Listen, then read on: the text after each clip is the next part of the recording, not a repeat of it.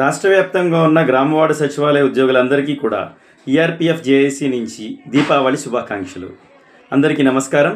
నా పేరు K S K Wesley, chairman A P G S W S E R P F, Andhra Pradesh Grama Sachivalayam, ward సచివాలయం, ఎంప్లాయీ రైట్స్ ప్రొటెక్షన్ ఫెడరేషన్ అనే జేఏసీకి చైర్మన్గా వర్క్ చేస్తున్నాను.